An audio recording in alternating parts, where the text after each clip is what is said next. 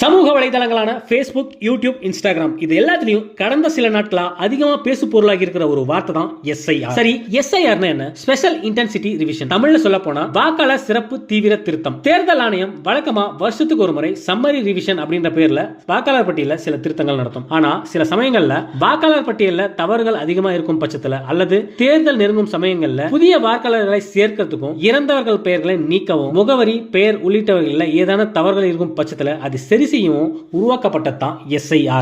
இந்த SIR தமிழ்நாடு அரசு ஏன் எதிர்க்காங்க? இதற்கு காரணம் எலெக்ஷன் கமிஷன் மற்றும் மத்திய அரசு சேர்ந்து தமிழ்நாடு அரசோட மாநிலத்தோட சுய உரிமையையும் மக்களின் வாக்குரிமையும் பறிக்கிறதுக்கான முயற்சியில் ஈடுபடுறாங்க அப்படின்னு சொல்லி தமிழ்நாடு அரசு குற்றம் சாட்டியிருக்காங்க. இதன் காரணமா வர இருக்கிற நவம்பர் 2ஆம் தேதி அனைத்து கட்சி கூட்டம் நடத்துறதுக்கான பணியில இறங்கியிருக்காங்க தமிழ்நாடு அரசு. இந்த SIR எதிராக தாவேகாவோட கொள்கை பரப்பு செயலாளர் அருண்ராஜ் அவர்களும் பேசியிருந்தார். சோ அதனால அவர்களுக்கும் அழைப்பு எடுத்திருக்காங்க.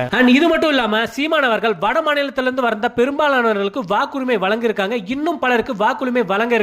சோ இப்படியே போனா தமிழ்நாட்டுல தமிழர்கள் இருக்க மாட்டாங்க, வட மாநிலத்தவர்கள் தான் இருப்பாங்க அப்படிங்கிற மாதிரி பேசியிருக்காரு. எல்லாம் ஒரு பக்கம் இருக்க தமிழ்நாடு எதிர்க்கட்சி தலைவரான திரு எடப்பாடி பழனிசாமி அவர்கள் இதுக்கு ஆதரவாகவும் பேசியிருந்தாரு. ஓகே மக்களே, இந்த SIR திருத்தம் நார்மலா வாக்காளர் பட்டியலில் நடத்தப்படுற திருத்தமா இல்ல தமிழ்நாட்டில் நடந்துட்டு இருக்க திமுக ஆட்சிக்கு எதிரான சதியா அப்படிங்கறத மக்களாகிய நீங்க தான் சொல்லணும். மறக்காம கமெண்ட்ல சொல்லுங்க.